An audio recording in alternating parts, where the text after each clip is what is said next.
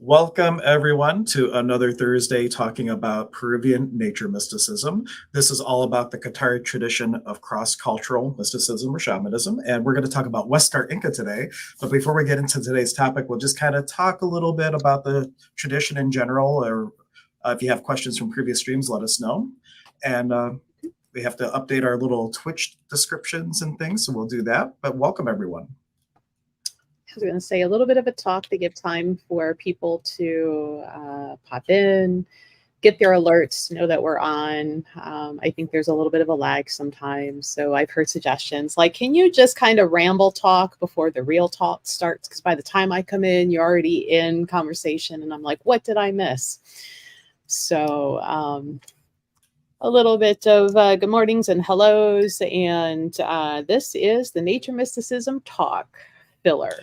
That we're doing. Talk filler. Yeah. Yes.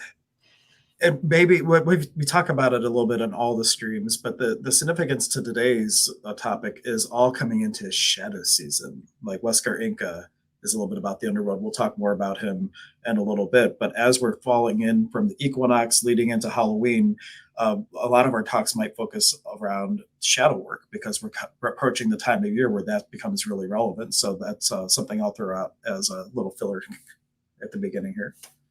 Mm-hmm. Mm-hmm. Hey. And good morning, Debbie. Yes, hello. Just giving a little bit of time for our friends to start joining us because, alerts can lag a little bit. But hello, everybody.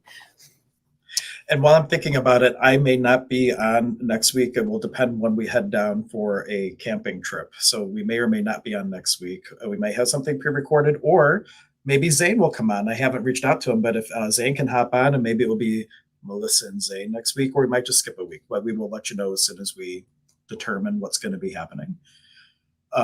For those of you who are new, Zane is our teacher. He is the author of a book called Inka Mountain Magic and founder of the Wild Hearts Medicine Society, which is all about preserving as close as possible the original teachings. I mean, granted, it's a living tradition. It adapts for the times, and Zane has adapted it, but a lot of what he teaches is as close to the original as you can get without adding the influence of like the Northern traditions, like from North America or other things. So it's pretty cool. It resonates a lot with me to teach it and receive it in that way. Good morning. Yeah, maybe right now what I should do, pull up Messenger. Dear Zane, you want to come talk next week?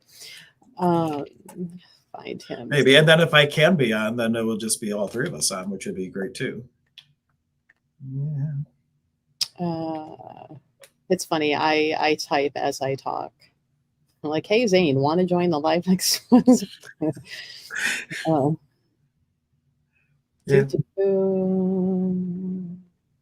There we go. See what he says. And the tradition itself, it's called the Qatari tradition. Qatari means like serpent. And this whole tradition is about developing your unique voice in this world, your unique medicine gifts, with the idea being that your uniqueness and your individuality is the greatest medicine you have to share with your fellow travelers.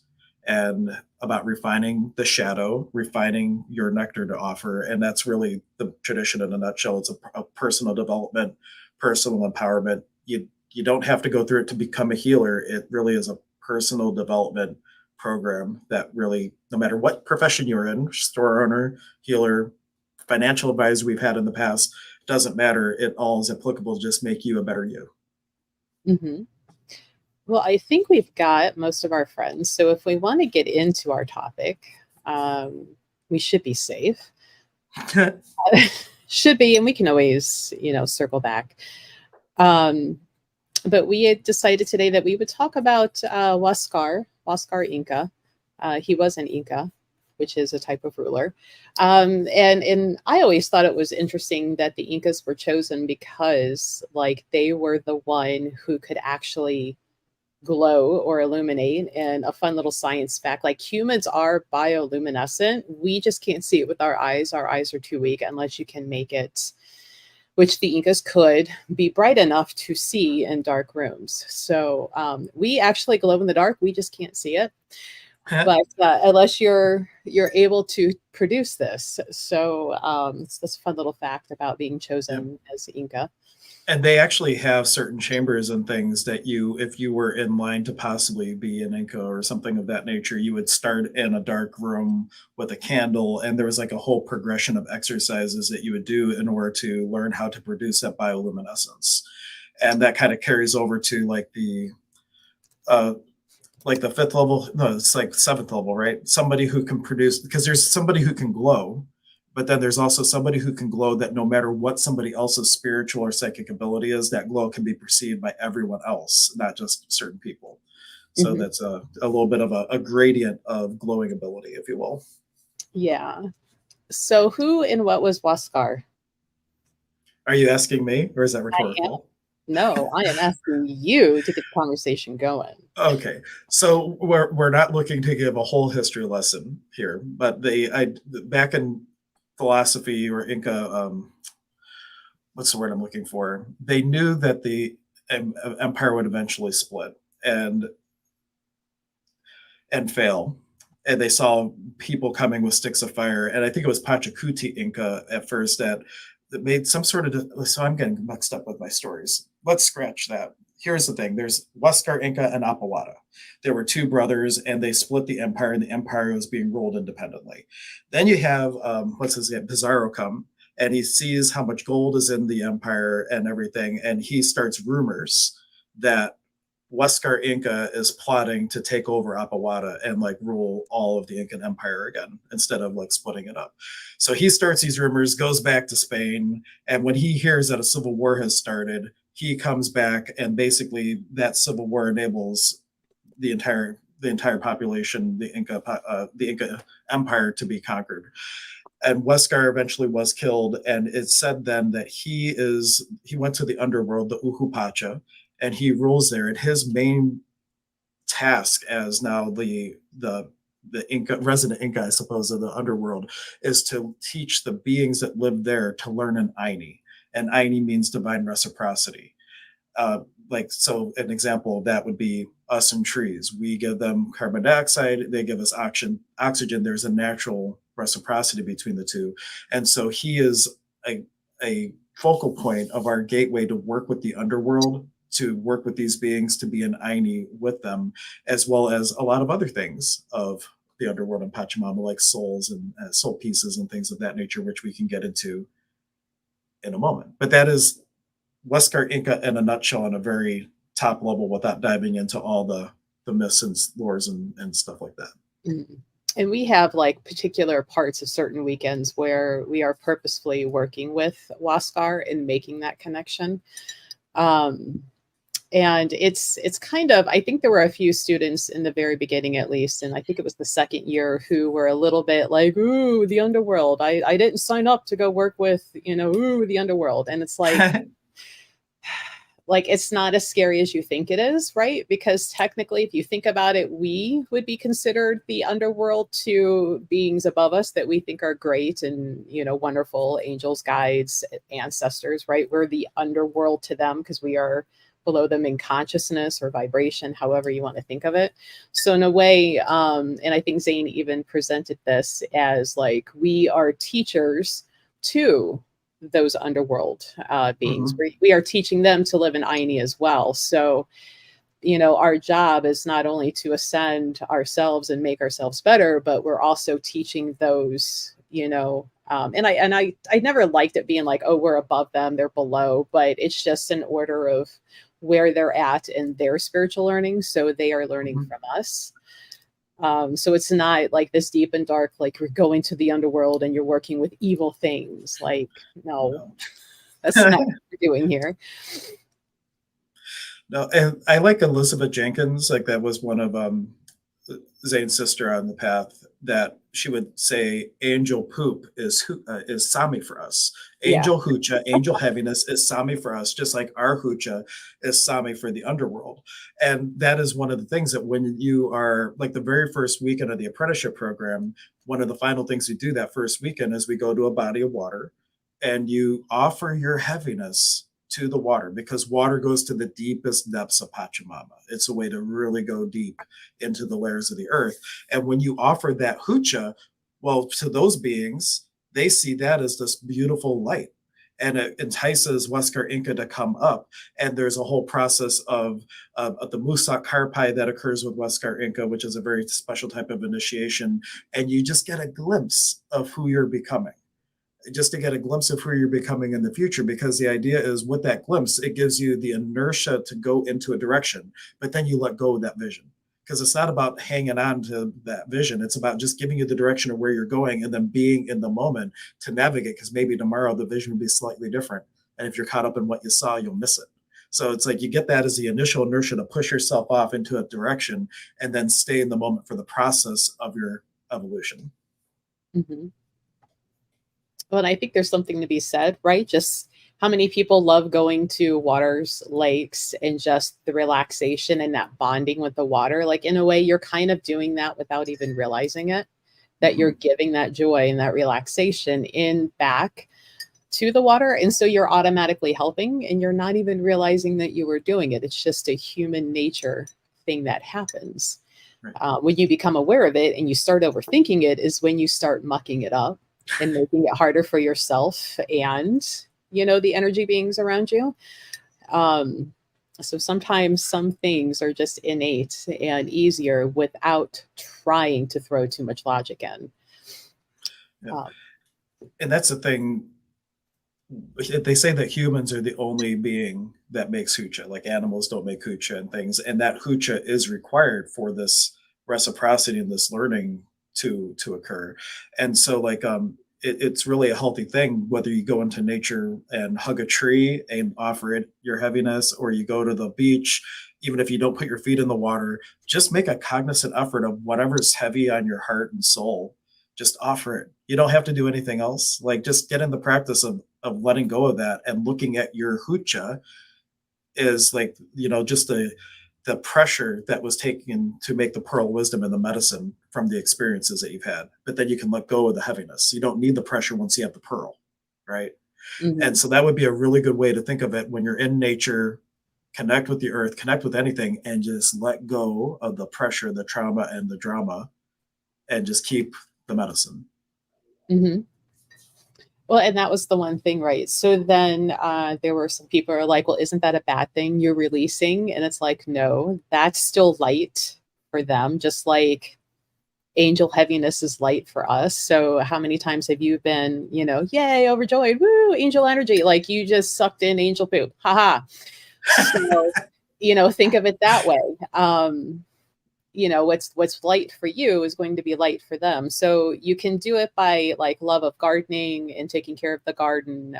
Some people really like enjoy going around picking up litter and the joy that it brings and then making that area. So that's another simple way. Like, it doesn't necessarily always have to be like go sit and meditate and bond with that tree or bond with that, you know, bit of water. There's other ways, because as you're walking and putting that off and in doing that work, like you're just kind of automatically doing it. You don't have to overthink it. It is very therapeutic. And it's fun when science can back that, right? Like that whole sea salt thing and the ions and the negative ions and how that actually can like help with depression and stuff. So, and the whole grounding, walking barefoot outside, especially around rain or right before it rains. So, yeah, I mean, there's a lot to it. Sometimes those doing the nature work are already ahead of the science. So, like, you know, I love it when science can catch up to the woo-woo and like explain it away. Well, and it is a cycle. Like it used to be, you would go to the herb guy and you would like, and this is a true story from me and Anya's experience with kids.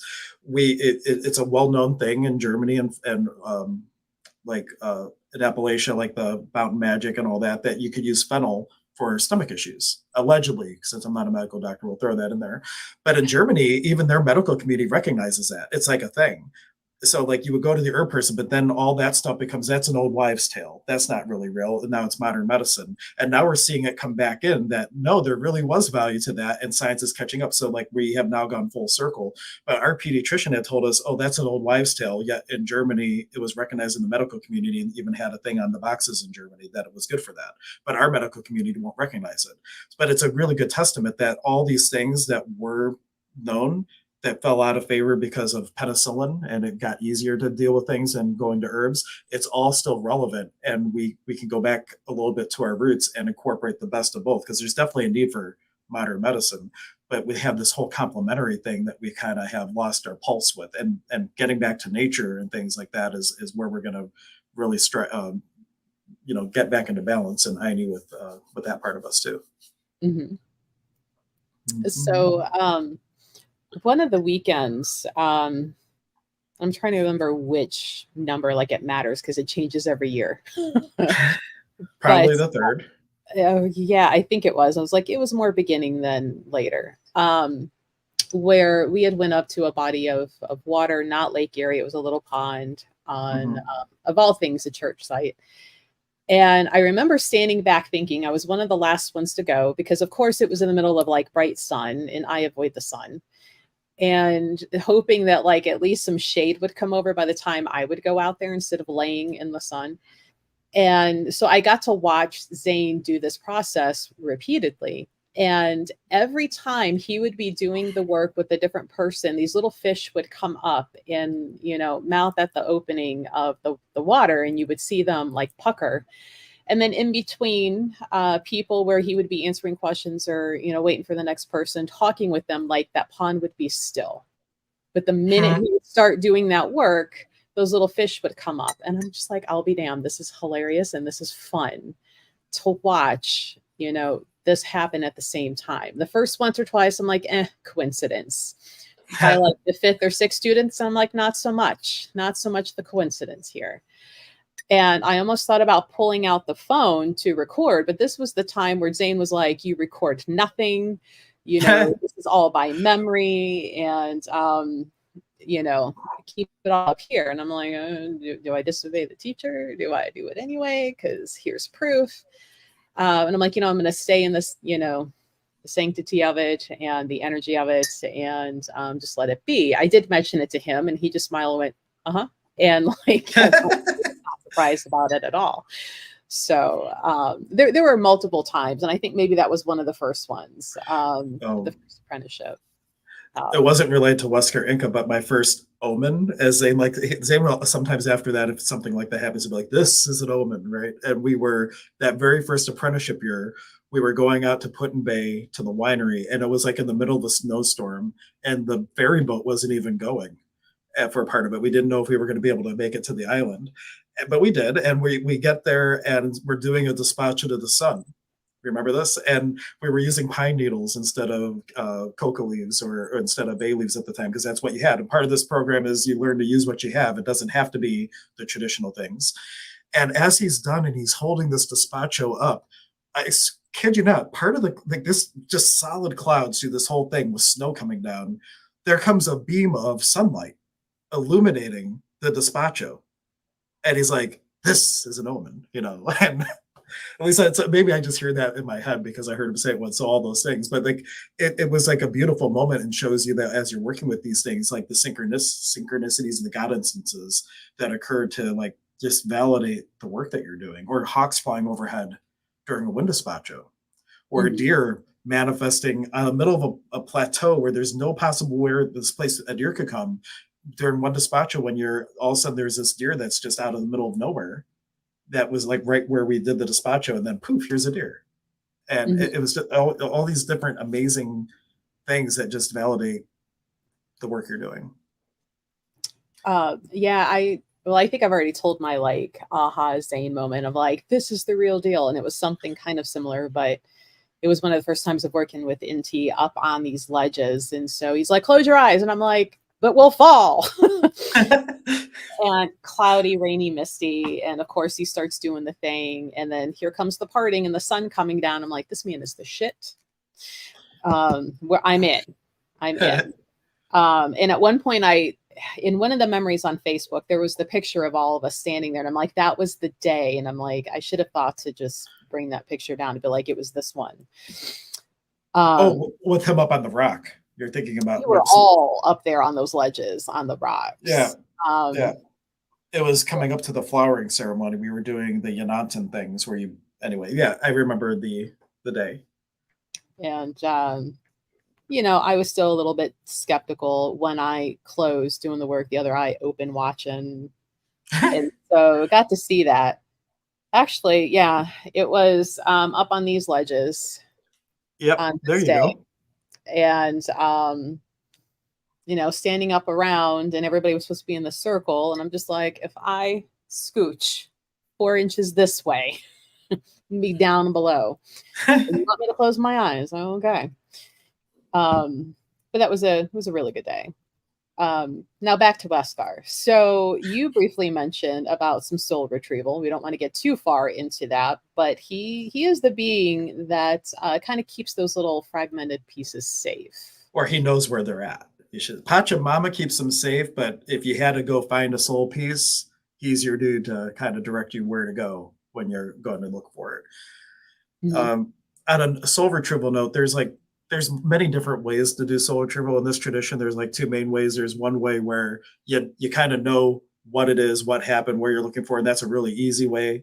And then there's one where you don't know and you kind of got to go fishing for it, and that's where you have Waskar. And then there's something really elaborate that you could do a soul retrieval despacho, where so if there's like for super major traumas and things, there might be like a whole process that you would do with a big offering, which is kind of like taking that second thing, finding the soul piece with Waskar, and then doing a huge payment to the earth in gratitude for keeping that soul piece safe. So you'd be doing like the despacho, because the idea is like those beings of the underworld, they get really protective over these things. And they're like, this is the soul piece that you threw away and you didn't want. We took care of it all this time. And we want to be honored for all of our work, that type of thing. And then you would have like the payment to honor like the work that the earth did and that type of thing to bring back the soul piece. So depending on the nature of how big the soul loss is, those are the 3 things you would learn as part of the apprenticeship eventually, that you would be able to do for stuff like that.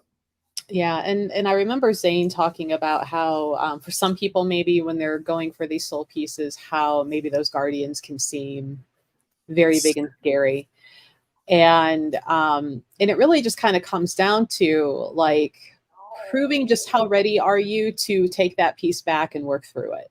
So if you're immediately afraid to go grab that, you're not ready. If you're not at a point where you can be like, you know what, that's mine. I'm going to do the work, and that work being like, taking this piece back, acknowledging that like, yeah, it's big and scary. Because ultimately that guardian of big and scary is kind of representing the trauma that happened to make that piece shatter in the first place.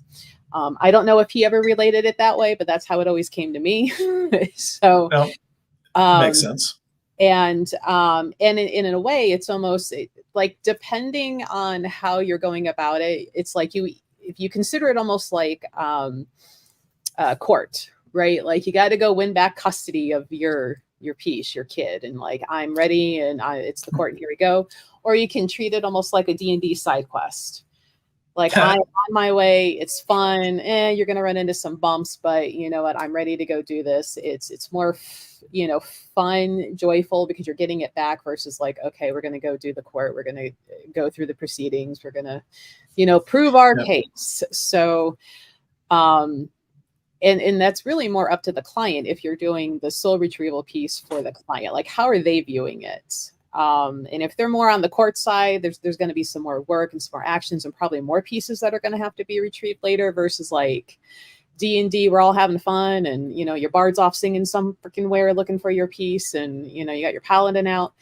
Then you're probably going to gather all of those up more. That job's going to be done in a smoother, easier space, because everybody's kind of on the same page, looking and ready to bring that back. I mean, at least how it resonates for me and when I've done it, versus I don't know about you, Hank. And I'm sure think that resonates well. Just relate this to D&D. Well, and the part one is like getting the soul, well, location, getting the soul piece, but then the other part is integration. And that's really determinant of if the work has been done to integrate that soul part. If there's healing work to be done around the trauma, if there's like a whole bunch of issues, like I hate my parents because this happened under their watch and whatever, like there, you may not be able to integrate something if there's like that kind of work. And I think that reflects to your point, like if it looks like it's big and scary and it's just like unfathomable that I can approach this, how this looks, it's just a sign that I really need to sit with myself a bit more and really ask, what do I need to do before we go to get the soul piece to really to integrate it. I did hear Zane make one reference to soul loss that recently that I really liked, and he related it more because like if you think of the idea that all of creation is within you, you are the earth is you, like there's the soul piece is within you. Mm-hmm. But it's like an app on the phone. This app does a certain thing. And when you have the soul loss, the app goes offline. So you're sitting there, you're pushing the button to make it do its thing. And it's just like, meh. And a soul retrieval is akin to like going and fixing the programming code so the app works again. And I really like that analogy because it's, you're always a whole soul. It's just parts of you might be fractionated perceptually out of time space, and then they just don't work the way they're supposed to work. So you have to defrag yourself. You got to defrag yourself, right? When was the last time you defragged and cleaned up your files? Yeah, and you got to download the update. That's how you integrate it, right? So to bring the app online, man, there's an update because that soul piece, that part of you, stopped aging when that trauma happened. And so if you were 5 when this trauma happened, and like that soul part is like still 5 years old, and that's why some people who have traumas, they might have an emotional flashback. They act like a 5-year-old. Well, they are a 5-year-old. I can speak from personal experience. And so you have to like fast track the aging of that soul in a way to integrate them so that is minimized, and you don't always have a 5-year-old instance when you have that kind of thing going on. Now, have you had a client who did not know what caused the event for the soul? Yeah, that could be pre-verbal. Like one of the things that there's a theory now that we have a lot of complex post-traumatic stress because of the whole phase of people letting their children just cry it out. It's created like abandonment wounds, and you might not remember being wounded in that way by your parents just letting you sit there and cry it out, but that's like a common theory currently. And so for things like that, I might use like to have a client tell a story around it, make something up around it, or there's different ways that you can work with that depending on the situation. But that is often that the original wound or imprint is pre-verbal, and you're never necessarily going to get to a memory of it, and you may have to give it a different context. Right. Well, especially because for most humans, like you can only go so far back in childhood. Most don't remember being born. Most don't remember learning to crawl and things of that nature. So if something traumatic happened in that age, you may not remember it or be able to verbalize what it was that you felt at that time because you don't remember, even though something in here is still triggered by what and why. I personally have not had anybody that I worked with, but then again, I don't do a whole lot of work with the public. Mine is usually military related. Because let's face it, I'm usually too busy running the store, doing other things and people are like, how do I get with a healing session with you? And I'm like, have the things aligned just right? Where is Saturn sitting in your chart right now? Oh, that's right. I don't buy into astrology. It's funny, one tomorrow is an astrology conversation. Is it? Tomorrow you have one? Yeah, but Emily's doing it. Okay. I am of the mind that your personal, like growing up, your childhood, those around you in those development years are going to have so much more impact than where the planets are of why your life is going the way it is. So psychology versus astrology. Well, I think both have a lot of merit. My own opinion on astrology is it's more like puppeteers pulling on strings. You don't have to go, the more conscious you are, the less astrology matters, but it doesn't not matter. And even if it's all gobbledygook, there's so much morphic field around it at this point that even the collective consciousness of belief would have an impact, even if the planets do shit. And the fact that So the planets are constantly moving and like the moon's moving away from us and there's other sign that I'm just like, make that work. Make that fit now. But anyway, we're off topic of Waskar again. You guys feel free to ask questions. If you have questions about soul loss, soul retrieval, if you've never even heard of it, do you need it explained? Examples of, a soul loss could just be a car accident, like that oh crap moment right before a car accident hits. Serving in the military over in war, that whole thing right there. Never mind all the individual things that could happen. It's something almost everyone can relate to. Zane said that COVID was a global soul loss that we're still recovering from. It was a global interrupt that really shook a lot of people and created a lot of fear, and everybody was affected by that to some degree. And he looks at COVID as a global version of a soul loss. Could be. Now, how do you do a whole global soul retrieval? I think that's going to be covered in the next class. Now, that would be a very interesting thing to ask him, and maybe that could be a specific live stream that we have that we can talk about that. Like, how can we all do our part in healing that? And it's all relevant because COVID. I have an acronym for COVID. For those who haven't heard it, creating opportunities via intuiting divinity. Because COVID was a big interrupt. Everybody got thrown out of their normal routine. They just got to sit around, me, myself, and my soul. And that's when there was a huge surge of awakening, and people came out to Goddess Elite and other metaphysical places in droves. Like they just awakened to the fact that there's something. Don't know what it is, but I'm looking now. And it really was inspiring to see that happen. But then there was also a lot of wounding and trauma around it. So it had a polarizing effect, you might say. Mm-hmm. Though I think in a way, if you take the whole physical illness part of it, the fact that so many people were kind of forced to sit in the quiet with themselves, they could no longer avoid uncomfortable situations of like, I'm not going to think about this, I'm going to throw myself into work. The fact that they could not do that anymore. I think a lot of people came out better because they were trying eventually, if they embrace it and be like, okay, it's time to finally deal with this, because they couldn't run off to work. They couldn't immediately get done with work and then go out with friends or go do whatever. Like they were forced to. So if they embrace that, then, I would like to think so many people are in a better position because they finally dealt with that. Hopefully, that opportunity was there. Because I will admit, as a business owner, that freaking sucked. Just kept trying to be like, okay, there's gonna be better after this. There's going to be better. We're just gonna keep hoping there's gonna be better, and trying to stay in that without falling into the heaviness of the worry of the oh shit, oh no, what's gonna happen? Blah blah blah.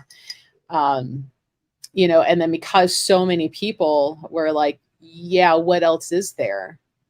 And coming into the store, the new people, the new questions, the whole like, this probably sounds dumb, but, and I'm like, nope. Do you see where you are? Like that's not a dumb question. It might be the 30th time we've heard that question today, but guess what? You are not alone, because you are the 30th person today alone to ask that. And safe space to come ask those questions and to come get the answers. And if I don't immediately know it, I know people who I can be like, hey, you go ask Hank on Thursday about what sound frequency does this, because that makes noise and that is not my thing. That is his thing. And just correcting people. So, yes, the whole physical ailment, many people died. And, that part, absolutely horrid. Those that were doing the work at home, while kind of like, well, what's this opportunity going to bring, while I'm hoping not to get sick, hoping that none of my friends and family are getting sick and passing away. Like, what else can I do? Oh, gee, I'm going to finally deal with this issue. And there were things that were like, oh shit, I thought I was done with that. Guess not. Let's go deeper into that while I'm sitting around.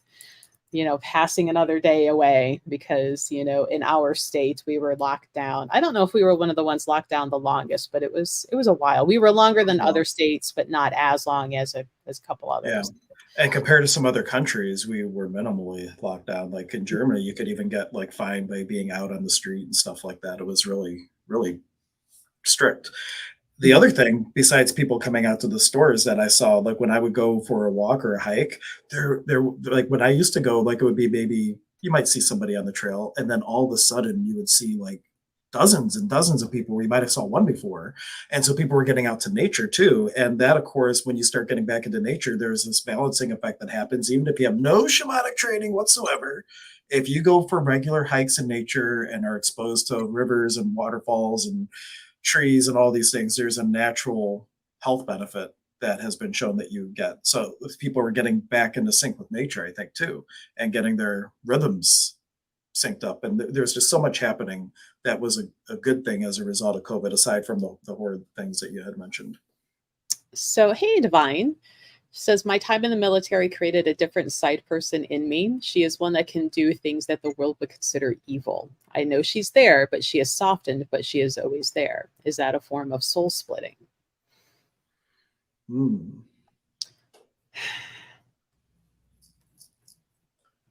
I don't think. Really good question. Yeah, I'm like, I don't feel like it would be a form of splitting necessarily, because she's there, you're owning it. It's not like it's this fractured piece that is lost and gone. Like there's not a part of you missing. It's more of an integration. And the fact that you know and you honor is better than completely shutting down and like pushing away and like, nope, that happened and it no longer will, or that complete denial of nope and never. If that would cause more of a soul split or loss by completely trying to sever and act like it never existed. And while I was reading your question, I was trying to remember the name. I think I still have a copy of the store of this book where it was talking about working with the shadow aspects of men and women who have served in the military, especially in the war, and the traumas that they come back with and that PTSD. And it's like their brain is permanently rewired now because of the adrenaline and everything that they're going through. It is permanently rewired. So it's like this new person has been created, and learning and helping them to work and embrace who they are now, and understanding that they're not going to go back, and how important it is for family members and loved ones to be like, yes, you're not the same person before you deployed, and understanding that that person will never be exactly the same again. And you can't put the pressure on that military member to go back to the way they were, because that would be denying everything that they've ever been through or what they suffered. Forcing that is what would be more of a, like, trying to sever that piece of them and send it off and rip it away. So I would say it's an integration. It sounds like you have a pretty good integration, because you understand, you honor, and you're not trying to, shove it in this little box and act like she doesn't exist for you. Yeah. And I would say that we all have within us seeds of potential. And if you're in the military, one seed of potential that you have to germinate and grow is the ability to be that warrior and to do the things that fortunately a lot of us never have to do. While you're growing that seed of potential, some of the things that you do that might be contrary to how you're taught, or right and wrong and bad and all that, that could create a soul fragment. But the actual ability to do it, I would look at as a soul empowerment. And like Melissa was saying, like, you're honoring that. So it's just bringing one of those apps online that can do a certain thing and it has a certain power, and very fortunate you don't have to use it very often in like the regular world. But if there's anything that while you're using that power created a morality issue, that could possibly be an actual soul fragment. But I would look at it as separate from the empowerment part. The empowerment part could cause another part that would need healing, but they're two different things. If there is more going on than your question that you want to send messages over in private, please feel free. That is the focus of basic training, to train you to be able to do the things we normally would. Yeah. So like a good example, so, in the military, even when you're in the hospital, right, you're still just your last name. rank and last name right. So I remember like going and visiting a loved one in the hospital up on the mental ward, psych ward. And, you know, all the doors had the big dry erase thing and names, you know, just name, last name. But remember this young man, and he probably was no more than 27 at most. Still walking up and down the hallway, hand still cupping a gun that he did not have, still on patrol up and down this hallway. Sometimes he would go in that room. He might be in there no more than 45 seconds, come right back out, pacing that hallway. And every time he came by, like I would just try and take a little bit of that heaviness. And I'm like, he is still locked back in the desert. He is still mentally there. Like he is so lost. He is a huge soul shatter. And so just anytime he would go by, I would just try to take some of that heaviness and that heavy thing that's like keeping him there. Just trying to take that off. Then there were some others that would kind of walk up and down, be it anxiety or, you know, they weren't quite locked back in a past event. And I would notice that a lot of them would kind of slow down and walk a little slower as they would go past me. And I'm like, they're picking up something and they're not sure what's going on. And that's quite all right. Because every time they come by, we're just kind of sweeping some of that off. And later on, I do have a very good nurse friend who works up there. And every now and then I'm like, hey, you're not allowed to tell me, I'm sure, but is he still there? And, you know, I get an answer either way. But that young man, last I heard, is still there. And he is still locked away in this event that happened and has not come back. So he is a unfortunate prime example of a huge, like, soul loss, soul shatter, because whatever happened, part of his mind went, nope, and just vacated. It's been a while since I've had updates about him. I've never met him other than him pacing the hallway, but I'm like, damn it, this young man, like, he deserves better than this. And this is what, you know, he's experiencing. Do I know that, like, this is what he's meant to do? Yep. Does it still suck as somebody outside watching? Absolutely. I'm on a tangent, so let's come back. That's okay. I resonate with the military conversation. Thank you. My little tangents. It's me on the tangent this time. So Divine, I think, you know, unless there's more that you're not sharing publicly, and that's absolutely okay. You don't have to put it out here on this public forum. But if it's just knowing that there's that side of you that you have developed, and that, you know, if something erupted in the world, that, like, if the people closest to you to be like, we need to go to her because she knows what to do and she's not afraid to do it, I say that's a pretty good thing. If it was causing disruption in your life to where you're having trouble going out in the world because maybe you're seeing enemies everywhere that you go, if you're disassociating while you're at work, if, you know, then that would be like, hey, there's more of a problem here, and there could be, you know, some soul loss because part of you is still looking for something that happened that isn't necessarily going on right now. While you were talking, one thing I thought relevant to bring up is how when someone would go by you, you were just pulling off a little bit of heaviness. This is, in a way, like, it's all about progress, not perfection. And you just need to want to heal more than you don't. They call that the law of 51%. And don't feel that you have to, like, in a short period of time, get back to being whole. It's about the progress and the journey. And, you know, I think some people, they want that instant, I'm back to 100%, like, myself. Like, these wounds all have medicine, and it's about, like, progressing through it. It's not about flipping a switch and all of a sudden being, I'm just done. It's like about the journey. So, like, I just thought it's relevant to mention, like, all that little heaviness that you were pulling, all that was such huge healings, really. And it's about that, like, just even if it's a little bit, by a little bit, you just stay the course and you work on yourself and you do the healing work, and progress, not perfection. Right. Because for the most part, right, some of these wounds take time to develop, so they're going to take time to heal. Yeah. So, don't put the pressure so much on yourself to, like, why aren't I healed yet? I've been doing, this for so many weeks. Like, why am I not perfect? Well, because it took that long to create that wound. So, Well, and the wound is part of you. And part of those woundings is not like I have huge woundings around grief. I had a lot of childhood stuff. I'm never going to like make that not be my history. But what I have learned is how to navigate those waters more gracefully when things come up for me. And that was part of the healing process. It's not about like making the imprint never have having to occur. It's about learning to navigate the imprint and the medicine that that has for you and how you can then help your fellow travelers because we're all walking each other home here. So all those traumas and things, imprints is really assets for you to offer pearls of wisdom or hope and things to people around you. Being a service, even if you're not a healer, you can be a service for those words of inspiration to that clerk that's ringing out your groceries because you just happen to have the right thing to say.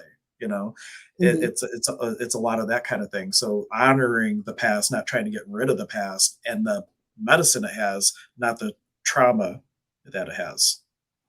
Right. Hey, Sapphire. Which is why, and it's kind of like I can see the cover of the book, but I can't see the title on the cover in the mind's eye. I'm like, what is that book? But it was specifically like how to work with the military men and women who have Um, had these things, and kind of like what you said, like it is a part of them now. So here's how you're going to help support them and help them get through their day-to-day civilian life now. Um, and it's bugging me. So one of the first things I'm going to end up doing when I get to the store here in like an hour or so is like, where is this book? And here it is. um, and I want to say way back in the wee beginnings of Sandy and I doing book talks and book reviews. So probably a good year now. Like that was one of the first ones I went over. Because I'm like, hey, anybody with men and women serving in the family or, just loved ones in general, like take a peek at this book. Um, because it is helping and dealing with them. Um, but Waskar Inka, I mean, he's going to be the helper to help yep. do any of these workings. And if it's something that you're like, you know what, I just want to get in and learn how to do some soul retrieval and help and do this thing, like he's going to be one of the main ones that you work with in this Yep. tradition for that. Yes. So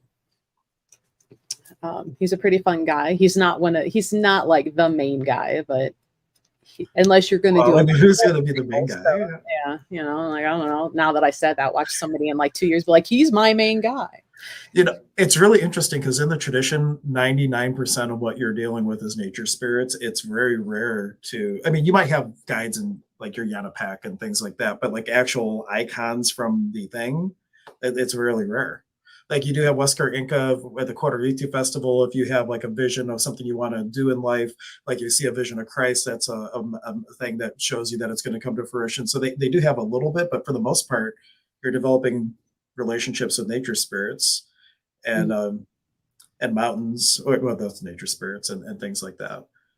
And Yeah. then the other Incas have become a concept, like Pachacuti. That was an Inca, but it's more of a concept, world turned upside down. And so some of the Incas that are famous or whatnot, they have become like concepts over people in a way, if that makes sense. I have to ask Zane his theory about that or thinking of that. That's just something I'm kind of just talking off the cuff about what his thoughts would be because there's like a lot of stories and things, but in terms of actually using it in the tradition, there's not that many that you go to. Mm-hmm. Um, there was a part in, was it the first year, first, second year, where Koichi, the rainbow snake, kept like hanging around real heavily and kept getting like images of it winding up my left arm and like infusing in and like this thought of like a tattoo. And I'm like, I am not tattooing this. No. First of all, I'm not sure my skin can handle the tattoo. Second, that's rainbow color. Do I look rainbow? I do not. So we're not doing this. Like, Rainbows would suit you, just so you know. no, energetically fine. We're not doing a rainbow tattoo serpent like Uh-huh. up my arm and across. We don't do rainbows here. um, but it's still, he's still a piece that when I'm working in with my mesa, like that's one of the ones that will kind of like come alive and start working even before I get to that center of the mesa, just, even call on it. But, and I'm like, all right, buddy, we're still friends. We're still friends. Hi, friend. We still ain't doing a tattoo, but hi, friend. I don't know. Maybe if I get better at my crocheting crochet, we'll make a little snake. But maybe I look forward to that. I got to get a scarf straight first. So, well, that kind of is a good segue to circle back to the beginning when we were talking about the tradition, how it is really about developing your unique voice. You are the rainbow serpent, and they say that it is the serpent with the feet of a puma, the wings of a hummingbird, and the antlers of the ant. And it's you balancing all these things in the shadow work that allow you to be expressing your authenticity to the highest octave possible in this world. And you're becoming, or are, that rainbow serpent. A black and gray rainbow. Absolutely. Black and gray. Yeah, for you. Shades of black and gray. That could be another book, maybe. I am the goth rainbow. Ask questions, guys. Now we're rambling. That would be her book, 7 Shades of Gray, just talking about how her rainbow is all one color. That's right. A gradient of drib and drab. I'm kidding. I hate it when my blacks don't match. Oh my gosh. I gotta show you this picture, Beam. Anyway, I got this. I will have to show you a picture that I took of myself last night wearing this crazy outfit. I don't think I want to show it on stream. Maybe. We'll see. Oh my gosh. It's like the opposite of you. Maybe I'll show it. I'm half motivated. My God. You ready for it? Oh, you're going to show it on stream after all? Yeah. Look at that. My eyes. Good Lord. I'm allowed for service. And then I used an AI generator to make a caption. And it says, did the AI say mine eyes too? No, I bet it says, did. I don't always come out of the closet, but when I do, this is me. Good Lord. You're welcome. Okay. That was all besides the jacket I was wearing, which was a separate piece. I was gonna, like, one of my concepts for Halloween is going to be the man with the yellow hat, and then I got this monkey onesie so someone else in my family can go as Curious George. So like that was the inspiration to a lot of that yellow. Not everything. The boots were just for fun. Thanks, Devon. That's a lot. Mismatched black is the worst, and it does stand out actually if you think about it. Yeah. I've gotten a little more accepting if they're not too far off, but I will stand there, like, depending on the tights, and I'm like, okay, that's close enough. But if it's like old black, and no, we're not doing that. I'm like, oh, look, it's time to order more Nightmare Before Christmas shirts that are in the new black color. Imagine that. They came. I do occasionally wear black. Tuesday. We're definitely not in complementary pair when it comes to our wardrobe. You're all black, and I'm like, yeah. You open up my closet, and it's just black. The occasional like dark blue, like hang around the house T-shirt type thing, but maybe a gray in there, only because of, like I was wearing a Nightmare Before Christmas, one of the new ones, the Trick or Treaters, Lock, Shock, and Barrel, and the darkest you could get was like a dark gray, and I'm like, fine, only because it's cute. So yeah. Do we have our topic for next week? I don't think we've even. Well, one, I might not be here next week. Oh, that's right. That's a Zane thing. He has not. Yeah. He doesn't always catch us live because he has stuff going on, so he might not be available. So like next week, either we will have no stream, we will have Melissa with someone else, most likely Zane, or we will pre-record something and fake that we're live and lie to you, and something will stream, but we won't really be live. Or fourth option is maybe we won't be leaving yet, and I will be able to do the stream and then we'll leave. So because we have like a 3.5 hour drive down for a camping event in Ohio. So I don't know. We might leave Wednesday night. We might leave Thursday. If we leave Thursday, depends when. We'll see. Right. So hold that thought about what we're doing next week. If Zane is on, like, that would be great picking his brain. Though he and I have been live before and have talked about the tradition, which I think those are still up on our YouTube. You can always go back and kind of catch those.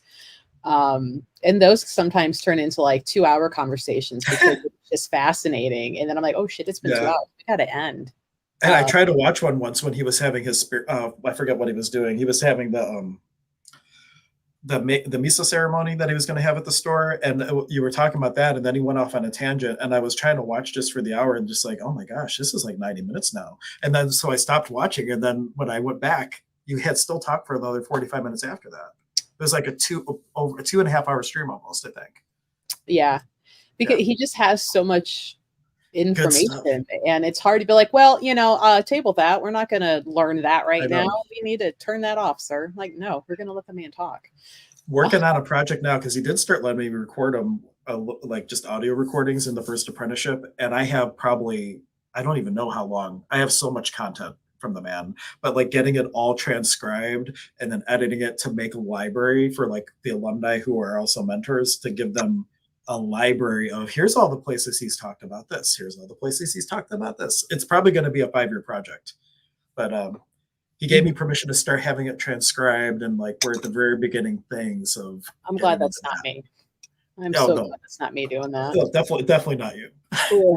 I wouldn't mind looking at your notes and creating some stuff out of that, because you probably took the best notes out of anyone in the class. I mean, do I have a lot of stuff written down? Yes. Are they disorganized sometimes? Because as we're writing for the day, he would say something and I'm like, oh, that also relates to this from back. And so in the margins notes, over here notes, skip a few pages because I'm going to expand on that later, more of that note. And then going back now, and I'm like, oh shit, I never put any of this in an order because I meant to, but I didn't. So that's why I have like 3 binders full stuff, and I'm like, yeah, about that, I don't want to do that. I'll just flip through for myself and find it, but to organize it, no, that seems very daunting. That would be maybe a day of if like this was tied into the store with employees, that would be like, what employee pissed me off today? Hey, guess what you're gonna do? Go through and organize these. But no, but yeah, at some point going through those comparing notes, I think didn't Maria take some? I'm trying to think if she took. She did. She took good notes, and then there were some students that like made really good handouts for things. Like Jared, when he was in the program, he made like really top-notch handouts. Like because he would learn everything, and then he would make a handout that would help someone like him get it.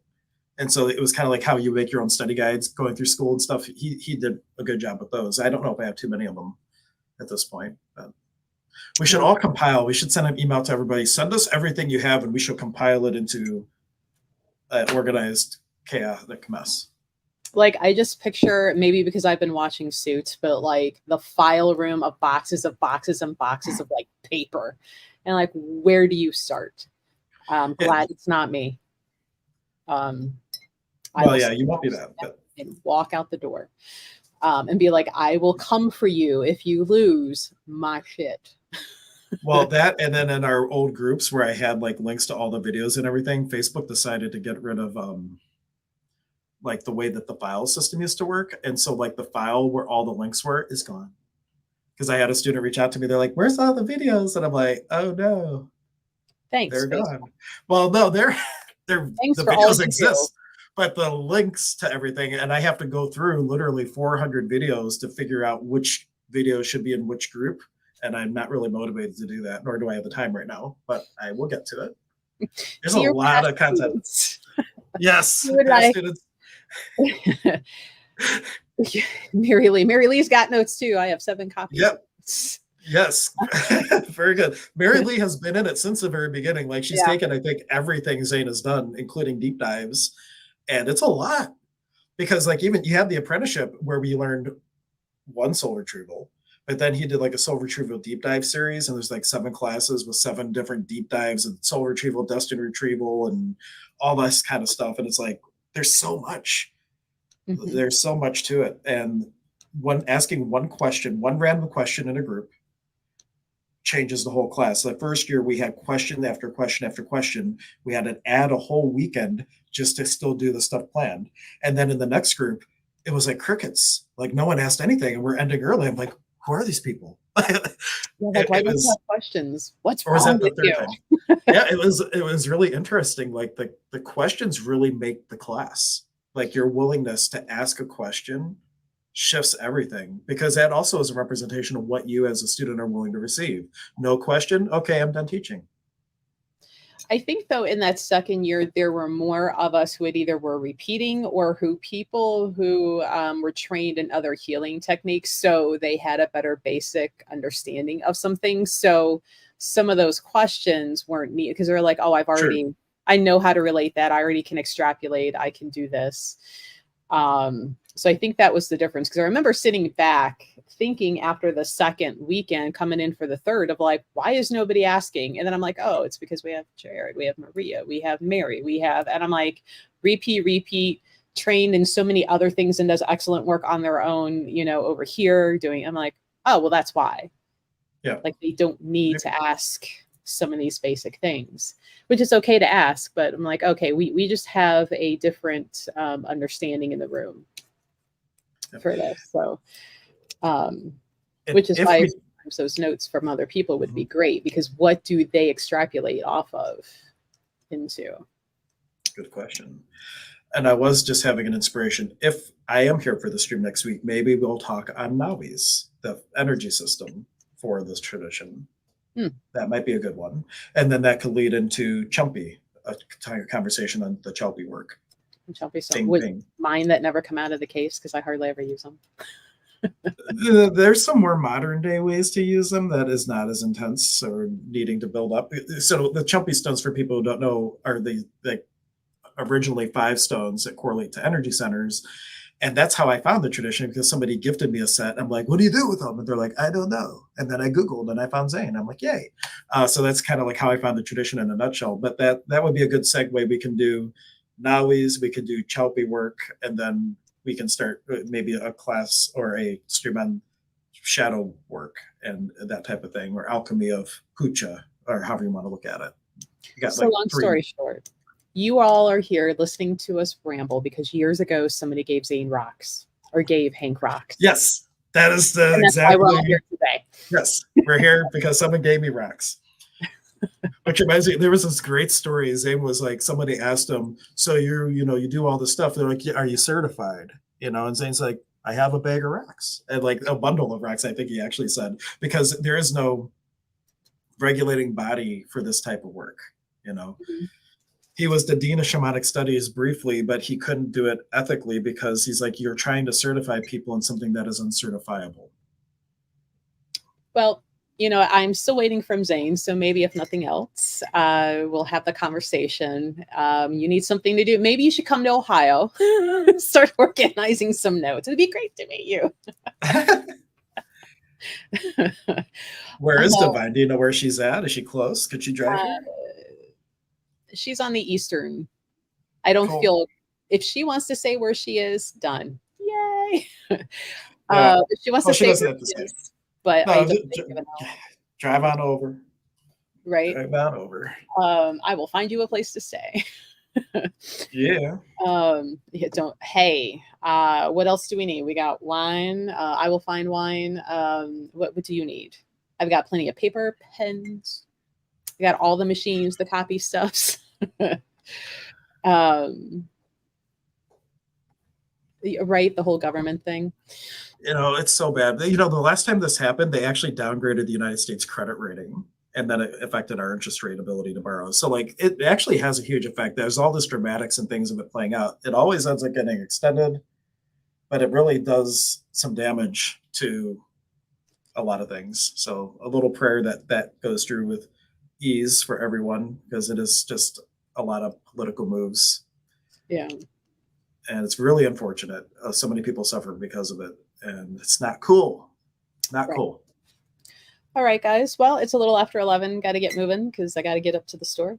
And so keep an eye out. Not sure what's happening next Thursday. Hopefully Zane will be able to join. And so it could still be live, me, Zane, Hank. We'll see what happens.